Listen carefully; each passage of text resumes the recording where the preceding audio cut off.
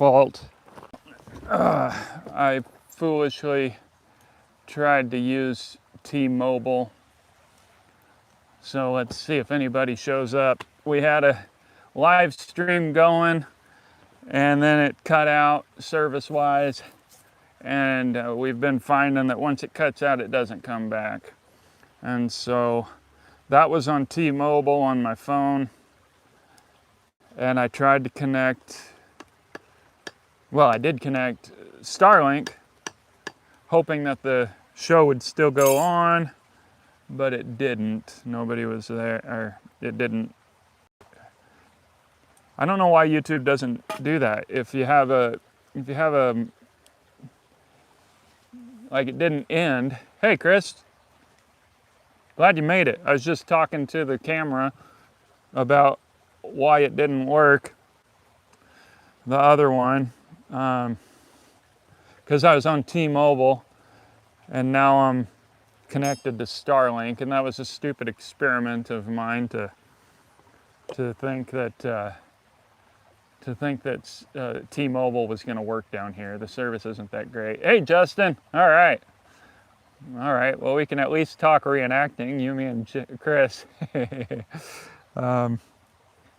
We'll see if anybody else joins. I had a live stream going. I don't know if you guys were on it, and then it disconnected. But now I'm on Starlink. So I'm making my coffee. Only my second cup of the day, and wearing my awesome new knife sheath, so I can finally carry my good knife around. I had a sheath, and I used to carry this knife. But my dang dog, because I used animal fat to oil it, the dog carried it off and chewed it up and buried it. Did that with two of my knives, and one of them I'd really like to find, but also my minimalist philosophy says I don't need it. I only need this knife, even though I've got two of these. But I keep the other one in my food cabinet for cooking, and then this one's gonna stay on me. And this is my new one that I've never even sharpened, so hopefully I'll be better at sharpening this time and keep a better edge. Yeah, so thanks. Chris James, Justin made me a knife sheath. Yes, it is, and it's well made. And Chris, do you have one of these knives? I was surprised Justin didn't know about them. I don't think you knew about them, Justin. Oh, it's all rusted. I gotta sand it. It's just been sitting in my truck for a couple years now. Yeah, they're $40 delivered. Justin can send you the link, or I'll send you the link afterward. And they're the 5-pin. The pins are actually correct. So this knife, I get the 6-inch because that way it's historically correct from 1820s until today. So it's a great knife for reenacting. It's also big enough you can use it for defense. I've used it for, well, I've butchered horses, cows, and deer and elk with mine. When I butcher a big animal, I actually try to just use one knife to see how well it does. That knife I was just talking about, I used to butcher with it. It was 4-inch blade, and I used to butcher animals with it. However, now that I do try to use a hatchet now to break this open because it's easier for gutting. But for a while, I wanted to just get used to make myself learn with just one knife and then add tools. That way if I am up in the mountains and only have one knife, I can do it. Or picking up roadkill, I can do it.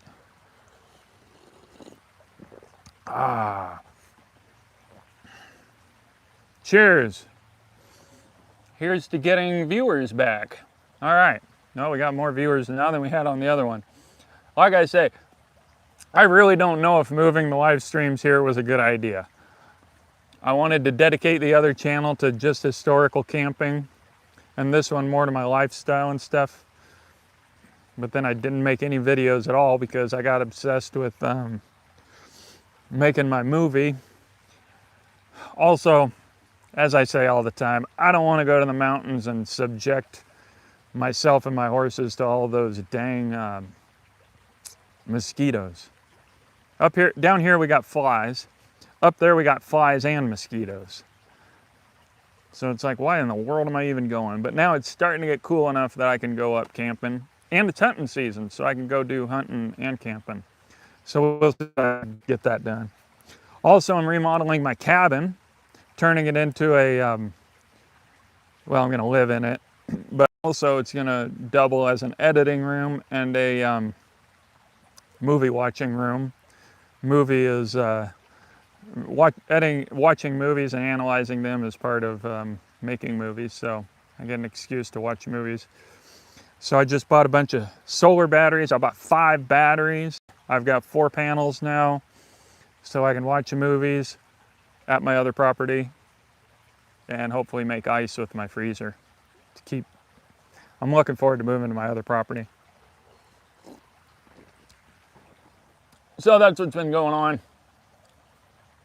That's what's going on and kept me from, well, no, like I say, the real reason I'm not doing camping videos is because I don't want to be around the mosquitoes. Hey, Dead Wolf Resistance, glad you made it. But I've been working with my horses, so they'll be better. I think I'll be able to ride them now. I've been riding them around here almost every day. Putting a pack, done a little bit of packing with my mare, my gray mare, but she was fine for packing anyway, just not everything. And but I think now I'll be able to go up there, hike to the meadows, or and then there's my dogs. Gosh darn it, there's always a problem. This is driving me wacko. Hey, Casey, glad you made it back. That was annoying. For those of you who were on the other one, I was using T-Mobile because I recently switched to T-Mobile from AT&T prepaid, and I thought, hey, the service is working pretty good. Maybe it'll work for this. That was dumb. Fortunately, I had set up Starlink so that all I had to do was plug it in, but it messed up you can't, once you lose the live, once it starts to buffer, it doesn't come back apparently. So anyway. Yeah, the creek is flowing good, but it's really green.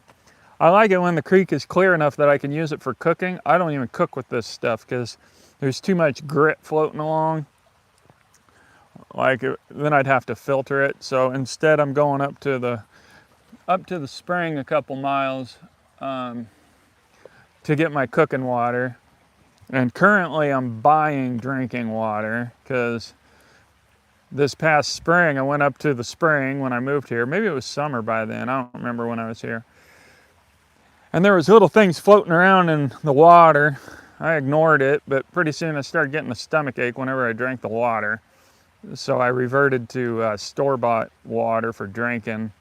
But whatever was making my stomach hurt dies with boiling, so I can still use it for cooking.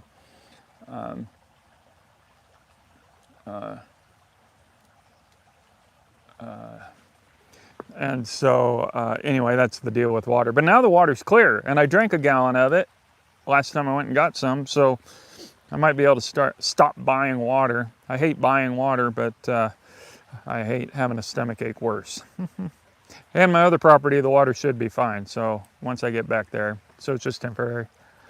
Yeah, I was talking comedy. Oh yeah, and Casey, when's your hunting season, Casey? And are you allowed to bait over there in Idaho? We are not.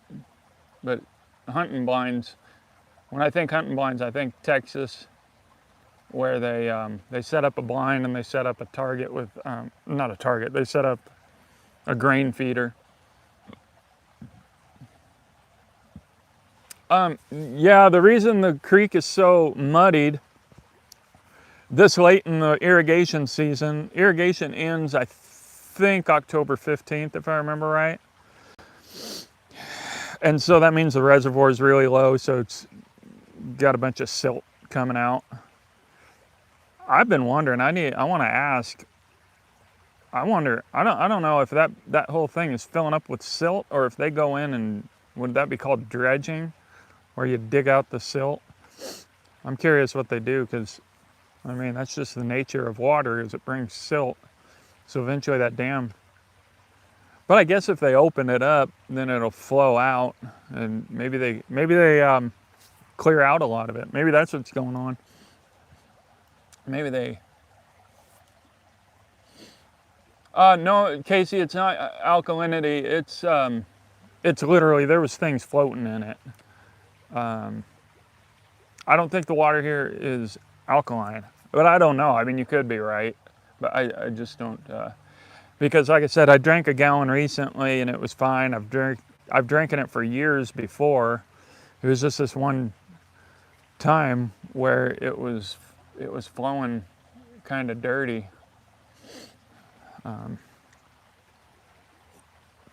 What I need to do is test it. I need to make sure it's safe. I think it's safe. It's only like $20 to test it. And I need to test my other, my well water too, but I just can't imagine what would be, because usually the things that go wrong with testing, especially around here, we have a lot of orchards. And so we get, I think it's nitrates. You get the chemicals flowing down into the water. But that's why we don't use groundwater anymore. Our wells go down into the aquifer. And I don't think the chemicals reach the aquifer. So it's less of an issue now. But you get things like arsenic. I can't remember, it's been a while. But when I was a realtor, I used to test properties when they had a well. And so I might do it just for fun out at the other one, because that one's only 100 feet deep. But here, my neighbors have a 500-foot deep well, like I say, down to the aquifer. So that's why this spring that I get my water from, I should test it, because it's more like groundwater. Oh, sweet. Chris James gets to hang out at Mescal Movie Set. Mescal Movie Set is one of the coolest Old West towns, and they rent out for movies. And Chris James gets to, I would do it for free. You just get to go and you shoot movies there, which means you get to hang out. In my little bit of experience, there's a lot of sitting around. So he dresses up in his excellent clothing and hangs out at Old West towns. My movie is coming along. We just did a read-through online. I didn't know that there was free software, whatever you call it, platforms that you can use for group meetings. I thought it was all paid. So I found out there's a free one, so I had my cast, which includes me and 3 others. We were all on the conference call together. And we did a read-through, which was fun. However, I intentionally wrote this as an anti-Western, anti-Hollywood, anti-everything, pretty much. And the only thing that it's pro is history. Except that one character, my character, he is non-historical, anachronistic, the way his personality is. But I wrote this 7 or 8 years ago when I started learning about real Old West history and how wrong I had it, and was learning the new stuff. So I wrote it kind of prematurely before I really knew what I was talking about. But nonetheless, he should be an entertaining character. It's anti-Hollywood, where it should have enough drama. So for those of you who don't know, when you write a movie, every scene needs to convey emotion. Like, movies are emotion driven because they're visual storytelling. And so you got to portray the emotion. We think, a lot of us, when we don't know, we think, oh, it's all about the dialogue because they're also audio. But the dialogue isn't as important as what emotion are you conveying. And so then a group of scenes is called a sequence. When you break the movie down, there's acts, and then acts contain sequences, and each of those sequences is a mini story within itself, where it has a beginning, middle, and an end. And it should always end on an emotion. Some would say it needs to end on a cliffhanger, but that's not necessarily true. It needs to end on an emotion. And then there should be tension. The tension is what keeps the audience interested. Now, that being said, when you watch current Hollywood garbage, most of it, it's what I call drama porn, because they treat the average audience viewer as if they have no emotions, and so you have to overdo the emotion in order to bring them in. And that's why you watch this crap like Yellowstone or whatever it is, everything is hyper emotional. And I hate that. But then on the other hand, I feel emotion way easier, way more intensely than most people. Took me years to figure that out. I thought I was normal. I'm not. I feel emotion to a much higher degree. And so maybe it does take that. Traditionally, they make movies and TV, I think movies and TV, they aim for, what do they call that? Well, the Midwest. I think there's a different name they use. Like, that's their target audience, people who live in the Midwest, because if you capture them, then you get enough views, and it's all about money. And if you don't get enough audience, then you don't make money. So I hate that crap. That has led to us losing some of the best TV shows because they didn't have a big enough following, so they get canceled or they struggle to make each season, even though it's the best show. And then all this crap that's just cheesy jokes, obvious jokes, on the nose writing, over the top emotion, drama. Everything somebody says is just really intense. It's like, everybody just take a deep breath and relax.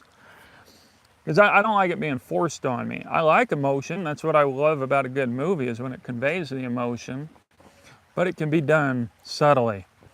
And so that's what I'm doing.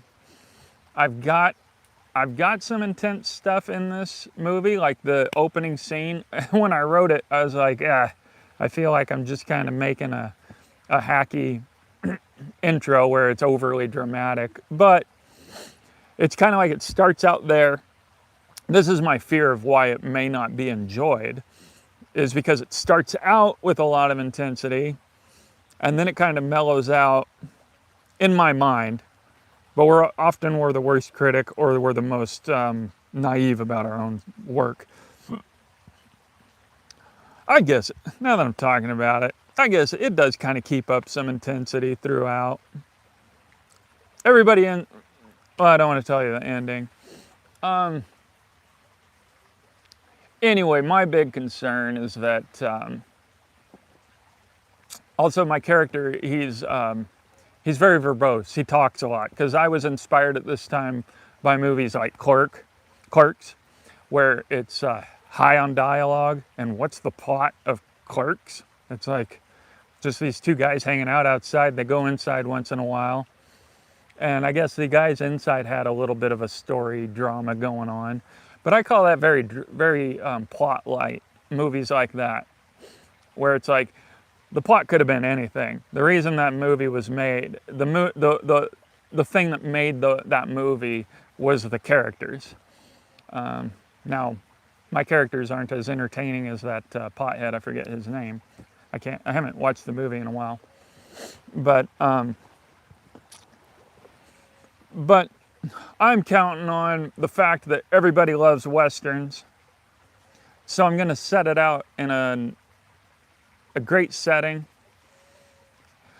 The history is going to be good in that the horses, the clothing, the gear is all going to be historically correct. I think that'll stand out.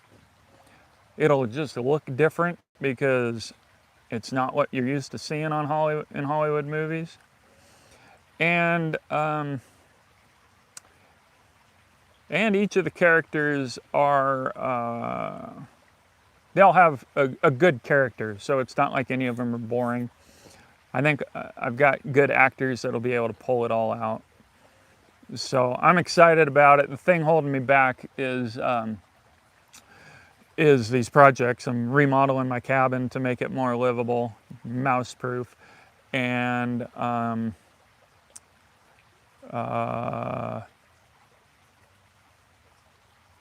stuff like that, I guess, is what's really holding me up from the technical, because now I got to learn so much. I'm planning to shoot it myself at this point, because honestly, the videography part is going to be the fun part. I've got most of the shots in my head. When I move out to my other property, I'm gonna try the locations and do some practice shots to see how they look. I've done some practice shots here, just making do with the terrain that I have, and I love it, actually. I love how it looks. So I'm not worried about the filming. The audio I should be able to do. Hopefully I've got a good helper for that. And then, anyway, so yeah, thanks, Casey. I think it'll stand out a lot. I think it's enough. I think it's enough character and story to keep people interested. And so I can't believe how it's coming together. I've got this guy over the mountains who's got trained horses. He does the buffalo stuff. And so he told me, hey, you take your pick of the horses. I told him, well, I want the scrawniest, roughest looking ones you've got.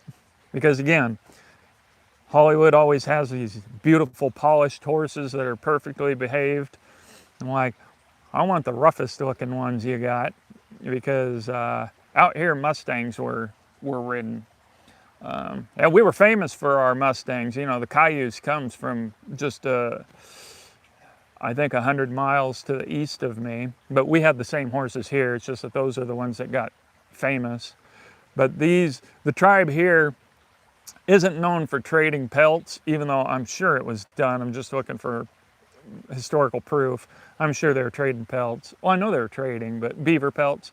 But they were mostly known here for horses. Like the tribes around here, they supplied the mountain men with horses, particularly the other side of the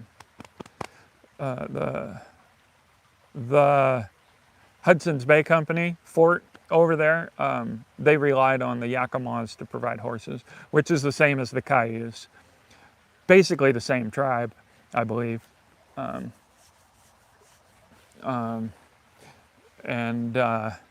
were basically the same horses, but for some reason the Cayuse got famous for them. So anyway, they weren't impressive looking, but they were impressive. I've got this fantastic account of this white woman who got kidnapped off the Oregon Trail. I think it was the Oregon Trail. And she wrote the account of her experience with I forget which tribe it was. It was definitely more east of here. Anyway, she says that they, well, for one, they ate a lot of raw meat because they were traveling fast to avoid the military. And she said that they had her on a horse and they would take her on these trails. They all went on these trails where she said she was surprised even a rabbit could follow these trails. And so in other words, she was emphasizing how impressive these horses were. And they did that because they were trying to escape, and they knew that they had raided and murdered a bunch of people in a wagon train, so they were making their escape so that they couldn't be followed. I don't think they were being followed. I think they were making sure they wouldn't be followed. And so that's why they were taking those rough trails. So anyway, really impressive horses. That's why all the cowboys wanted them, and anybody that was on horseback wanted them. And but they didn't look good. That was my point. So one of my horses is from the reservation. Probably not the same bloodlines, sadly, but she's still wild. And in this practice shooting that I've been doing with her, she's done a pretty good job. And but sometimes, like I can't just go like that and she turns and goes. Like I have to, like I did this one practice shot for this scene. It's where I go up and I look on a little knoll, and then I turn her and go away. And I have to kick. I'm like kicking her to make her go, and I have to move the reins and pull and kick. To me, I think that's more authentic. Not necessarily all the time, because they were great horsemen back then, great in some ways, but their horses were pretty well behaved once they got ridden enough. But I don't think they were perfectly behaved like we see in Hollywood movies. That's my point. And they weren't as beautiful as the horses in Hollywood movies. And so that's why, so when the guy said, you can have your pick, I said, well, do you have any that are the most scrawny and rough looking? But anyway, this guy told me, we can do all kinds of things. You can shoot off of these horses. You can make them lay down and shoot off of them. So I'm stoked to have that really close, and he's happy to come over here and shoot the movie. So the guy's just been awesome to talk to. So I'm really excited about that. Even though in this episode, this is episode 1 that I wrote it as minimal as could be to make the filming possible. So there aren't really any horse tricks, and there's not much shooting because all of that takes more money, special effects, and I didn't know what I'd have available. Had I known that I would have the resources available for the horses, then I might have added more. But anyway, the point is, like I say, with Hollywood, everything's a fight. You look at somebody in a Hollywood Western and all of a sudden it turns into a gunfight. Like, that's not how it was in the Old West. That's why this one, it's anticlimactic, but it's more historical than Hollywood. So it makes me a little bit nervous on one hand, but on the other hand, they say, the great directors, the great creators, they say, make the movie that you want to see. This is the movie that I want to see. That's why I wrote it. I wrote it all out the way that I wished a movie was made. And so that's what it does. Also, they say if you're writing, whether it's books or a movie, if it touches you emotionally, then you know you got something. Well, every time I read my script, I laugh and cry. So it's meeting the criteria. So if we can shoot it right, and if I can pull out of them the correct emotion, I should have a winner. But we'll see. That's the risk of it, is you don't really know until you're done. And but the fail-safe is, even if it's not great by other people's standards, it'll be my first one, and I'm learning from doing. So Barry stands with a fist, yeah. Yeah, the Ford Taurus, or maybe I guess the Chinese were the Toyota. We had a lot of Chinese in this area too, so I hope in future episodes to be able to bring in some other, some Asians and stuff like that. Hey, thanks, Chris James. I appreciate that. I mean, trying to be objective, I think it is, but trying to be realistic, I got to approach it like I've got to do everything I can to make it work. And like I say, at this point, I'm planning to film it myself. But if in a few months from now, if a few months from shooting, if I'm not getting these, if I'm not able to capture the shots the way that I envision them or the way that I think they need to be, then I'm gonna hire somebody. But at this point, I bought a good camera, a cinema camera. I mean, a low-end cinema camera. And I want a wider angle lens. Right now, the lens that I've got, for those of you who know this stuff, I always forget if it's 18 or 24. It's 18 millimeter, but since it's a crop sensor, APCS or whatever that is, that's equivalent to like a 24.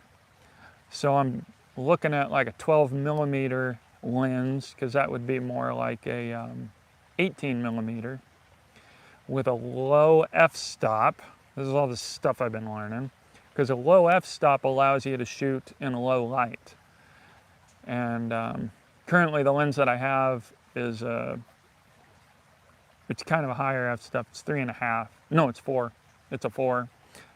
So if I have this one option for extra wide with low light capabilities, then I think I'll be set. Otherwise, pretty set to go. The ND filters and all that. I just look forward to moving to my other property so I can start practicing these shots. Taking my horses out and practice with them. Hey, Jennifer and Royce, glad you guys made it. Yeah, we've missed you the last few times. So yeah, talking about my movie, planning to shoot it in like late May, probably late May is the plan. And then my fear with that is there's always a lot of wind late May, so that could really mess up shooting. So yeah, and the reason I'm not moving to my cabin right away is because I would be going there, and then 2.5 weeks I'd be leaving for Arizona, and I'd have to move back here anyway with my animals because I got a trip to Arizona coming up. Got a wedding to attend in Las Vegas, and then the following weekend is Tombstone, Eldorado Days. I'm excited about that. Been trying to gear up for it and remembering how difficult it is to buy Old West clothing. Hey, I've got an example right here. Buying Old West clothing is so annoying. So, I've wanted a wool shirt, a nice one, for a long time. This one popped up for sale. Now, when I see wool overshirts, I'm talking overshirt, in pictures, they always seem like they're kind of large. They kind of drape. Granted, that was, I think, mostly 50s minors. At the time, I didn't realize that. So when somebody said, hey, this is a large for 30 bucks, 40 bucks, I jumped on it. Herringbone. I can't tell if it's even wool, for one. I don't know, I think it is. They said it's a large, and yet it's not very long, and these sleeves are about 3 or 4 inches too short. So it's like, why in the heck do they call it a large when the sleeves are for a midget? I shouldn't say that, but I mean, I expected it to, if anything, I expected it to be too big. And that's just how it is. Oh, and also, I don't know what's going on. Every clothing item I've been buying, I've bought a few things at Goodwill, bought off of eBay. Everything's full of perfume, so I can't be near it. I hate that crap. It makes me sick to my stomach. So I have to leave it all outside to air it, and I can't even be near it. And I hope that works. Yeah, Justin, I plan to bring it. Justin does this thing. He kind of heads it all up down there in Tombstone, where we can bring items and sell it. So I got a bunch of items to sell. It's just that's nonstop. You find something, okay, that's what I need for my outfit. So you order it and you find out it's just garbage. And that's just, I'm remembering now why I was stopping my Old West reenacting.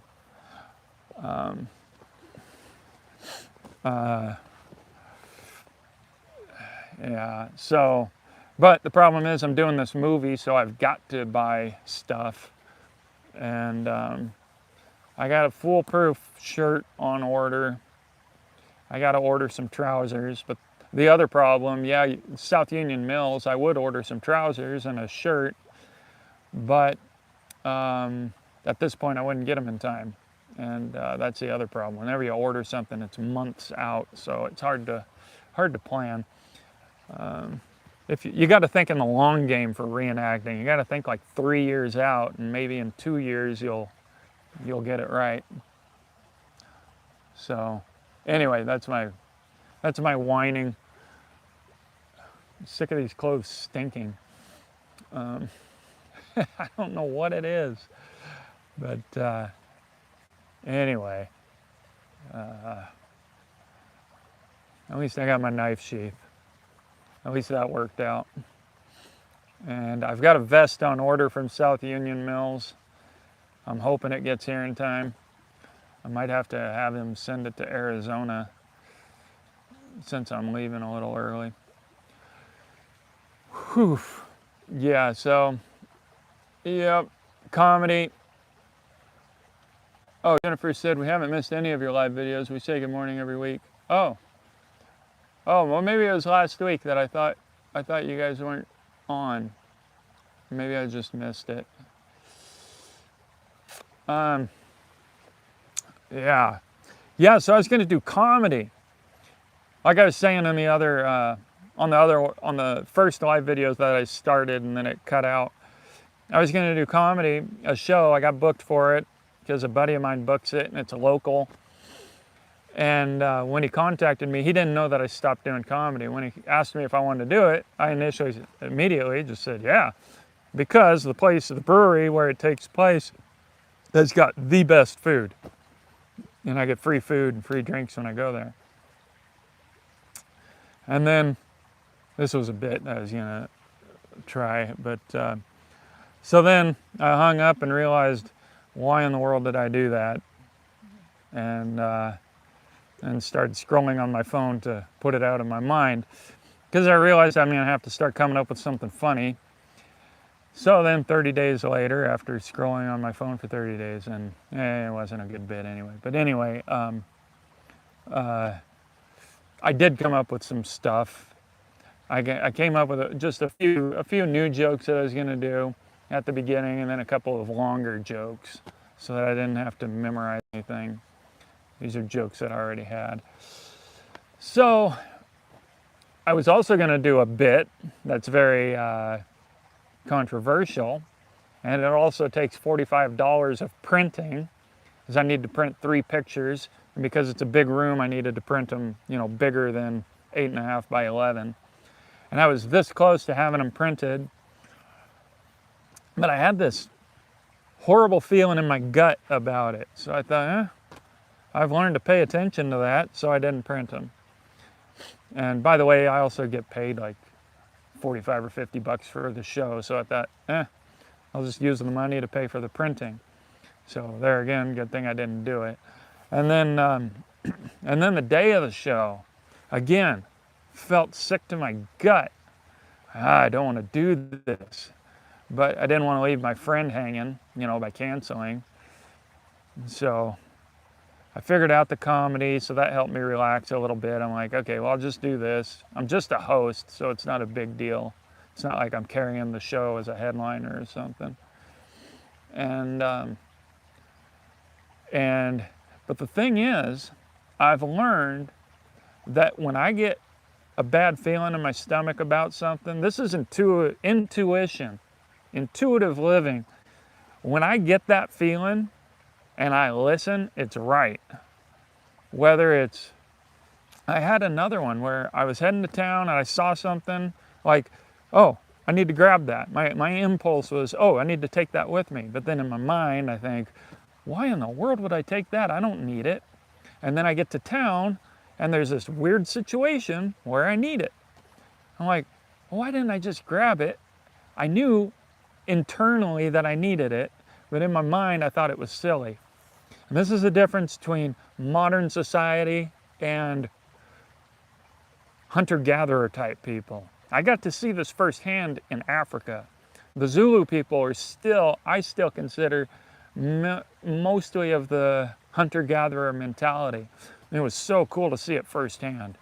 It was difficult because I was so capitalistic Western society.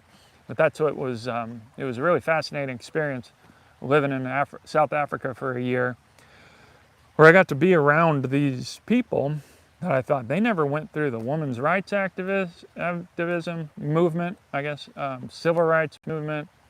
They never went through the, what do you call it, modernity? Whatever. The age of modernity, the Industrial Revolution, all of that stuff affects how a society thinks. So then you go and you view people who didn't go through that stuff.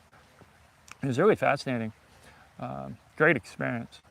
And anyway, the intuitive, they're very intuitive there. Intuition. And it was a mystery for me, and it's taken me many years to start figuring it out. But I think a lot of the Indian tribes are also that way. I just believe that most people who live close to nature are that way. And it's it's pressed itself upon me living this way. Animals are that way. They live intuitively to some degree.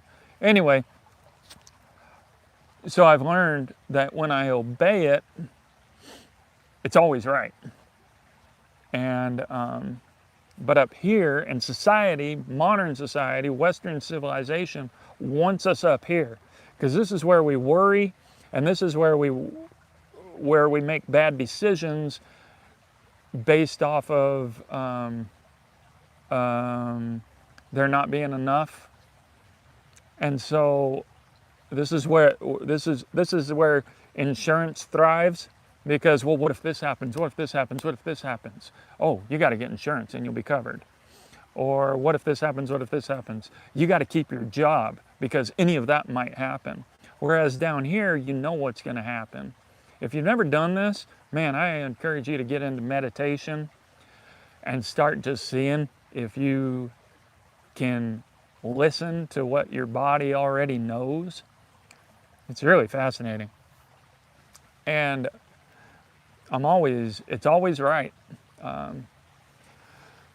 Like I make, the income I've been living off of is from payments off this property that I sold. And which has been great because it's only $850. And so it's forced me to develop good habits about money, which is another discussion. It's forced me to learn how to live contented, with contentedness. Even though in reality I've been living off of about $1,000 a month. But so anyway, this money is coming to an end.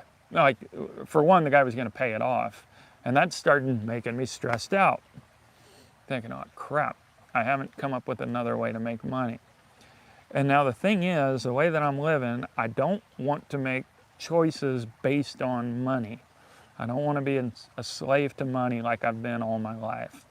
I'd rather do without than have to live for money.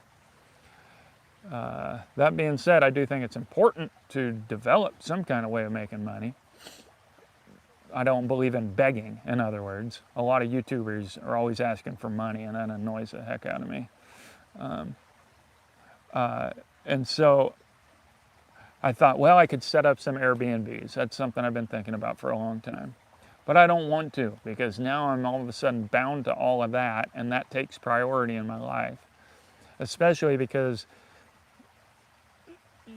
when you're hosting people, that needs to take priority. Like being hospitable, you don't want to invite somebody here to your property and then, oh, sorry, that's low priority for me. That's just wrong. And so by setting up Airbnbs, it's more than just making an income, and all of a sudden now it dominates my life. So I just didn't feel like that was right, like making moves, making life choices based off of money. Up here it's right, and that's what keeps people in jobs that they hate, because they convince you that if you don't do that, you're not going to have all that stuff. And like the irony of people telling me, oh, I'd live like you, but I don't want to give up my comforts. And then they go for 10 hours a day, they're away from their comforts. It's like, I don't give up my comforts, you do. You give up your comforts every day so you can make money to have them sit around in an expensive apartment. But anyway,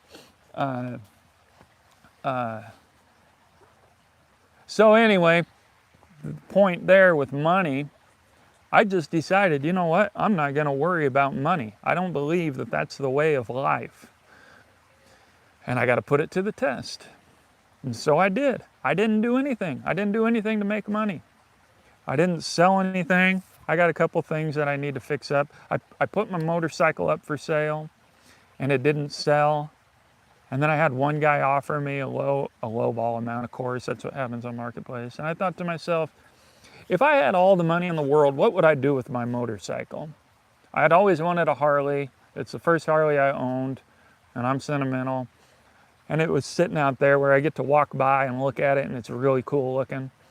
If I had all the money in the world, I'd just have it sitting there where I get to look at it, because I don't really want to ride my motorcycle anymore. And I thought, I do have all the money in the world, so I'll just keep my motorcycle. Right after that, very soon after that, I came into a bunch of money. A bunch by my standards. Hey, take that for what it is. Now I'm doing fine. So you got to take a risk. You got to break barriers if you want more out of this life. If you want to play it safe, you'll play it safe and you won't get anything. But if you want more out of this life, you got to take risks. You're not rewarded by playing it safe. Playing it safe is the way of Western civilization. This is all Nietzsche stuff. In case if anyone's still on here that's anti-Christian, this isn't Christianity, this is Nietzsche. So there, the most famous atheist there is. This is Nietzsche teaching. I'm reading Thus Spoke Zarathustra right now, and it's fascinating. I can't believe that I would ever love Nietzsche's writings so much, which I believe is consistent with Jesus's writings, by the way. But what I'm saying is, if you're anti-Christianity, what I'm saying still works because it's atheist Nietzsche. Actually, I don't know if Nietzsche was an atheist. No, I think he was. I don't remember. I haven't read enough of his stuff to know for firsthand. I know what people say about him. I mean, he said God is dead, but I don't know if he meant that literally or if he meant that as a society, that society has decided God is dead. So anyway, for what it's worth, DB says, I may not have all my wants, but God has blessed me with all my needs. Yep. And that is the best thing, is to figure out what you actually need. I can't believe I used to hang out with this dude that I used to be friends with, and he once told me when we were hanging out having coffee, and he told me, he said, yeah, your way isn't realistic. He said it takes X amount of dollars just to meet needs. And I thought he misspoke. And so I gave him a chance. I was like, well, needs or like basics to be in society? He said, needs. This is your bare essential needs. I was like, dude, you know how I live. And he was serious. He meant the word needs. Now, I understand if somebody's committed to society. I totally get it. And to the bare essentials of being within society does take X amount of dollars. I mean, you either got to live in a city where public transportation is realistic, or you got to have at least a bare minimum vehicle. You got to have a place to live, whether you're renting a room, but most people insist on living alone. So you got to have a studio apartment, pay your bills, be able to buy enough food, pay your electricity. Like, I get it that that's the bare essentials for living within society. And I'm not saying that people shouldn't do that. I just think that it's overly extravagant in most cases, even if it's not intentional. But anyway, he said the bare living the bare needs to get by. I'm like, dude, all you need is a waterproof shelter, a really good sleeping bag, a hatchet for firewood, well, a saw, and a few $100 for food. That's what you need, and a clean source of water. But anyway, I thought that was funny. But he was a nihilist. Yeah, he might have been. I mean, essentially his morals were, as I understand them, Nietzsche's morals were essentially be strong. And he hated religion because religion, he hated democracy because it's essentially the weakest saying, these are the rules and you guys have to live by them. So essentially taking the strong and pushing them down to appease the weak, which is totally what's going on in America. Well, not America. Going back to the very first civilization, Sumer, there's actually writings that they created the civilization. It started out as city-states, so these big cities, multiple big cities, where people could come in and live, and it was attractive to who? Women. because in there was societal pressure and there was rules. So women were safer because, and it makes sense, I'm not saying this is bad, because when you got some rural structure where men are dominant, they can give themselves license to treat their wives the way they want to. And that's not good. And it's reality. I mean, that's just real. Although I don't get into, obviously, the psycho extremes that are going on today, there is some legitimacy to men needing to treat their wives well in a patriarchal society. I just think that feminism is evil. I believe in men and women both doing better. And so anyway, that's how the first cities grew in power and strength, because it was attractive to the weak because they were safer. The weak being women and children. And so women, and there was this, I don't remember what it is. I've got it, I think I've got it saved in my notes somewhere, that a plaque written by one of the kings talking about how women find refuge in this city. I don't remember which one, but I think it was in Sumer. And that's, kings only have power if they've got a bunch of people, because they need an army to protect their power. So they attract all the women and coming in for safety, and that's going to bring men. And then they make the men fight for them to save this great peaceful society that they have created. And then you tell them how we're the best one that exists, and everybody outside of us is threatening our way of life. You need to give your lives for this way of life, when in reality it's for me, the king. And that was the very first civilization, Western civilization. I haven't ever studied the Asian ones, but that's how the very first one, how it arose, and it's been the same ever since. Same with Rome. Rome was safe for the weak. And so, if you're a politician, who do you appeal to? You appeal to the weak. And you want weak people. Because as long as people are weak and afraid, then they need you. And as long as they need you, that's job stability. In other words, job being receiving taxes and living off of the weak. And this is how America didn't start this way. This is why I love America at its roots. But I don't love where we've gone with it, because we've gone the same way as civilization, Western civilization. I have a theory that I'm working on, that America, real America, wasn't supposed to go the way of Western civilization. Capitalism ensured that it did, and again, the weak being afraid ensured that it did. And that's what, ever since the inception, has been states' rights versus federal rights. Federal rights appeals to the weak. We need more rules, where states' rights says, hey, we have less rules and each state develops their own. The federal rights says, and they've been trying to take power, and the Civil War was about states' rights versus federal rights. It wasn't about slavery. That was obviously the undoing of slavery was a nice benefit from an otherwise tragic experience in American history, because it was all about federal power. And we've gone downhill faster since then with IRS, income taxes. We were never supposed to have an income tax. We especially weren't supposed to have an IRS, a non-government agency telling us whether we can keep our land, whether we can keep our businesses based on whether we pay them money or not. That's not American.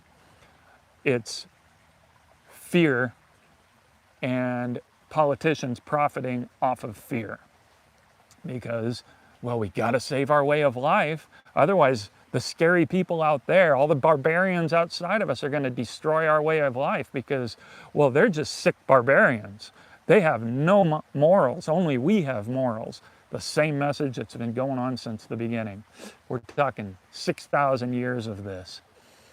And if you think the politicians, the leaders, the super wealthy aren't smart enough to study history and say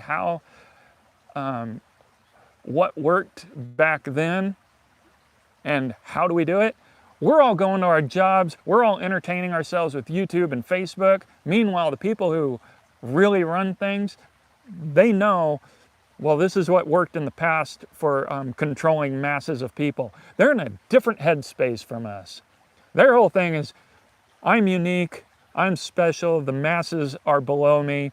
What do we got to do to keep them under control? As soon as you start learning this stuff, all the pieces start fitting together. And I'm not talking crazy conspiracy. I don't go that far. I'm just saying in reality, you can look throughout history of civilizations.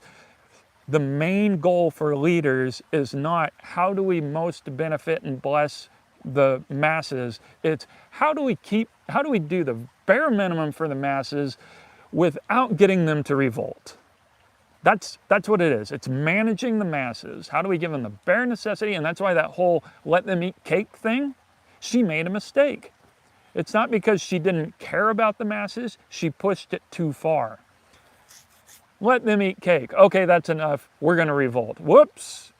All she had to do was not say it. Like, oh, we're striving hard to get you guys more meat. And then there wouldn't have been a revolt. She didn't have to mean it. She could have made that up. But she got too arrogant and messed up. It's not because she didn't care. None of them care. And that's where we were going with the left. Not to say that the right is perfect, but the left went too far. They put Kamala Harris up. They spent, what was it, $1 billion on trying to entertain the masses. They got too arrogant, in my opinion. I mean, they were. I think all politicians are downright evil, but as far as that sect of politicians, they lost touch. They went. Like I heard Kamala Harris, she was actually saying, I wish I would have recorded it. She said, and then if we get more taxes, then we have more money. As if that was enough. I mean, there is a constituency that wants the government to have more money. As dumb as that is. She didn't say, and then we'll have more revenue that we can create better lifestyle for people. Like, I could get if you're saying that to convince people, even if they don't mean it. I know they don't mean it, but you would think that somebody running for the presidency would feel like they need to justify why they get taxes. No, she just said, and then we'll have more money. Like, that's how arrogant they got. And I'm glad. It's just laughable to see how arrogant they got, and that's why they lost the election, in my opinion. That's what I believe, a big part of it. And meanwhile, Trump came in with promises that the people wanted to hear. And I do believe that Trump means a lot of it. But anyway, that's a whole rough discussion there. So I don't mean to get too far into that. This is all about civilization and governments. And it's as if the Boston Tea Party never happened. Yes, I believe, as much as I love my American history, like guys, I get goosebumps all over when I hear the national anthem, when I stand up with my hand over my heart. Like, it's not because I don't feel that stuff. I strongly do, but I gotta be real. That a lot of our history that was told to us was from a federal power position, like the Boston Tea Party. Like, I think it happened, but I don't think it's what it, when I looked into it, when I was just reading the history, this wasn't like listening to some wacky professor. This was me looking at the history. The reality was the elites in the colonial times, they were the ones being taxed. It wasn't the masses, like the common people weren't being taxed. It was the elites.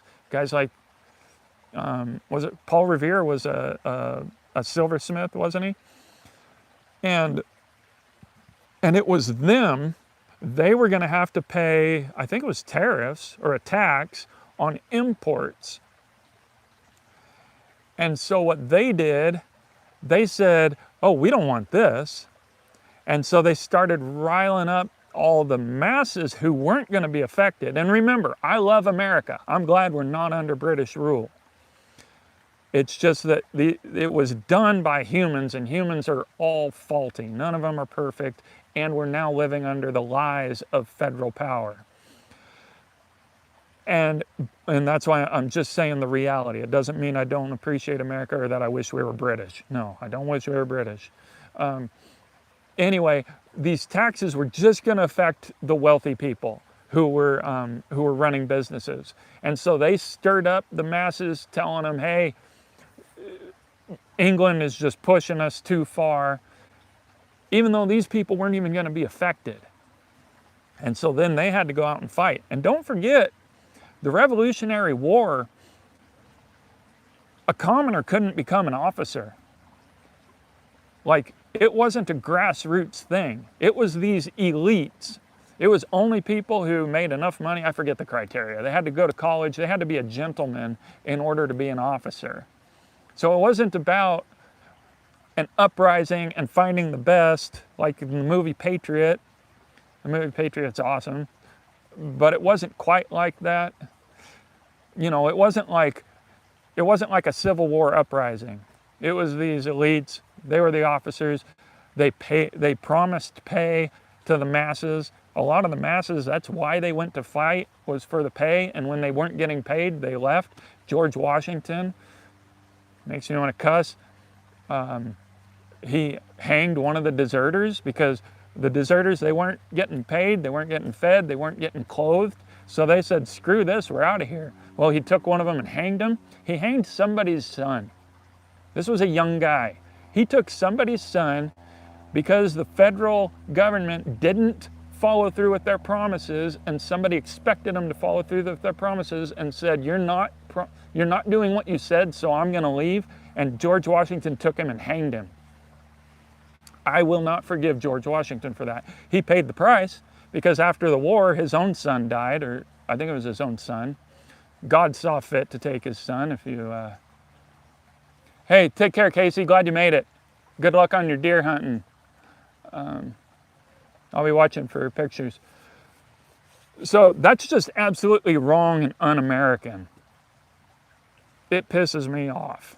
Now, George Washington, was he a hero? Yeah, he was a hero. Like, I believe, from what I understand, like, God's hand was on him, if you want to believe in God or providence or whatever you want to call it. Like that whole fog thing where the crossing of the Delaware, that's amazing.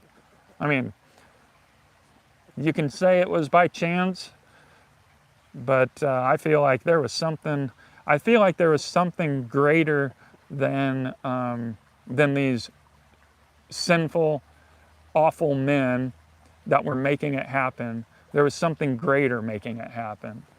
I think George Washington, he was important, but I have very little respect for him. Because also don't forget that I think it was within 10 years of this becoming a country, he took soldiers and marched on citizens who were refusing to pay. This is called the Bourbon Wars. They didn't want to get taxed on their bourbon, on their alcohol by the federal government. And so George Washington took a military and marched on these free citizens. That's not American, guys. That's Western civilization power, looking for power and looking to control free citizens. All right, I'm getting worked up. This stuff pisses me off. And a lot of people, if I were to say this on Facebook, or even on here, people would tell me, oh, you're anti-American. What are you, a flaming liberal? No, I'm a true American. I believe in true America. That's why I'm willing to look objectively at our history and accept the parts of it that were wrong. It's not because I want to be communist or socialist. I want less of that. I want true America to come into being. And is that possible?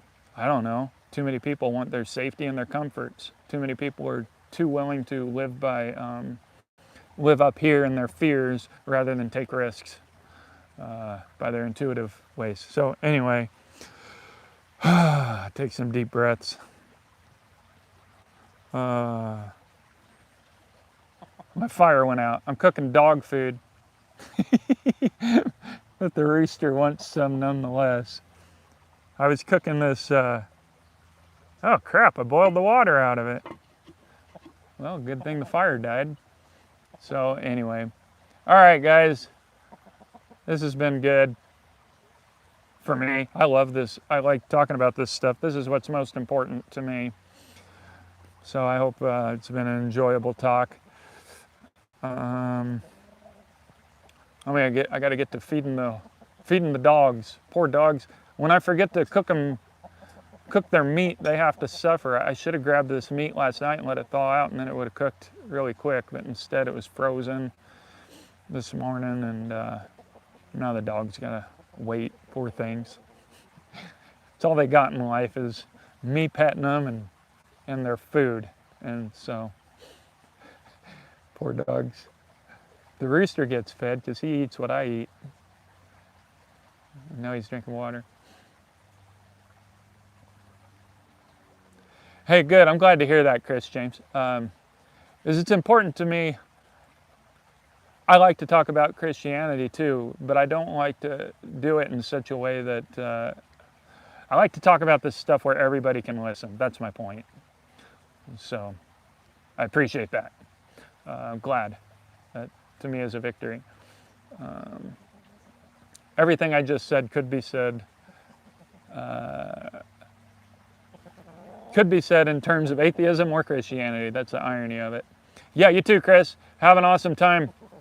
Get some pictures if you can. I know you're going to be the best looking historical dude there.